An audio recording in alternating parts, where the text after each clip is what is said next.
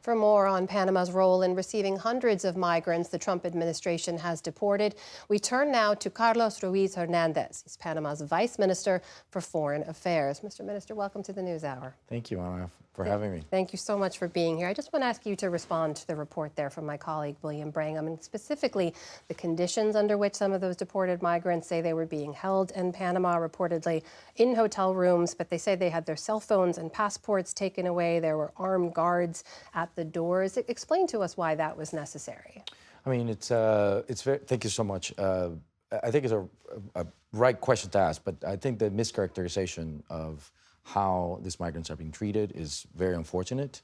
The reporting that these migrants are not being treated with the best conditions and with respect of their human rights or due process is absolutely inaccurate, because they have access to absolutely everything they need. IOM is there, UNHCR is there, we are there. They've been provided with absolutely food, water.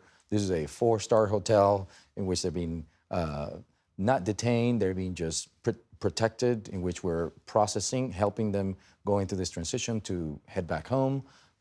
We are absolutely giving them everything that they need in terms of getting back home. I hear you saying that they're free to leave, but they don't seem to be saying that at all. We saw those images of people holding up signs in the windows saying, please help us. They say they had their passports and cell phones taken away. So where's the mischaracterization here? The mischaracterization is that they're being held. I mean, they're being... Are they free to leave? They are irregular migrants, illegal migrants that are going through a process of repatriation, which is something that we've been working with the United States government in the previous administration, and we've done it for years, and the name of the policy is deterrence. So repatriation works for us. Our government, this is a policy that our government is pursuing in terms of deterring migrants and bad non-state actors in other countries who are facilitating migration in any conditions. So we're trying to protect them, and we're receiving them, and we're facilitating, we're providing them with all the assistance that they need to just go back home, because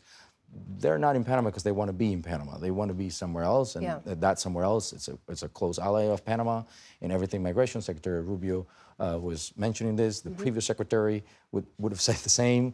So you had a few, if I may, they were held there in hotel rooms. There's also this camp, we understand, in the jungle, in the Darien Gap. Why is that necessary, and how many migrants are held there right now? It's not that it is necessary. This is exactly how we handle irregular migrants and illegal migrants that come through our country. Right now, we had... last year, we had 500,000 migrants, irregular migrants, coming through this treacherous jungle, going through Panama. And what we have done, we have set up shelters. We have set up facilities to help them, to give them water, to provide them for access to information, biometrics. We help them just to continue their voyage. Continue their voyage, meaning not to the U.S. from these camps. You are working to deport them back to their countries of origin, correct? Well, that is a very important question. So right now, the south to north migration is exactly what we've been receiving for all these years. Now we're seeing a different pattern, and it's brand new, which is this reverse migration because of the new policies here in the United States, I'm assuming. And to be clear, this isn't reverse migration. These are people who are forcibly deported from the U.S. to Panama, correct? Well, I mean, what's going on here in the U.S., if I've heard the word due process. That due process, it's not my position to opine on what's happening here in the United States. What we are providing is precisely that, due process. 299 migrants is exactly what the operation we just did. 200 of them, they're voluntary, wanting to go home. There are a number of migrants that are actually paying for their own costs to go back home. And otherwise, is the U.S. covering the additional costs, hotels and repatriation flights? Absolutely. The United States, through IOM and through our international organizations that are set up, and we've been working with them for years, are covering all the costs and everything they need, including if they want refuge or asylum in our country, they have to go through our due process, and that's exactly what we've been doing. Can I ask, big picture, why is this something Panama would agree to? Why is this beneficial for Panama to do this, to accept people deported from the U.S. as essentially a layover and then work to repatriate them to their countries of origin? Thank you. I mean, because it's deterrence. Because our president, we came into power about 6-7 months ago. The first day our president came, his migration policy is centered around deterrence. We were getting 1,000 migrants an hour at some point at the height of the crisis. Now we've reduced that. 93% of those migrants coming in is reducing, and we attribute that to the cooperation we have with the United States and other partners to let the migrants know, and the non-state actors who are helping them to start that voyage. Don't come because it's dangerous. Yeah. We have young girls being sexually abused in these jungles. We have people that have died. You're Don't saying come it here. sends a message. That's the It sends a deterrence. message. That is the deterrence that we're trying to protect. So, and repatriation is something that it has a lot of benefits for us because we're seeing the numbers going down. Therefore, the numbers of catastrophe and human disasters is being What about the people who can't be repatriated? I mean, are you deporting people to Iran, for example, or back to China? Or if you're worried about human rights abuses, we're back in their country very of much origin? worried, and exactly, which is that's So why what happens to them? That's why we're talking to them. We're talking to their families. We're talking to the diplomatic channels. We're providing everything they need.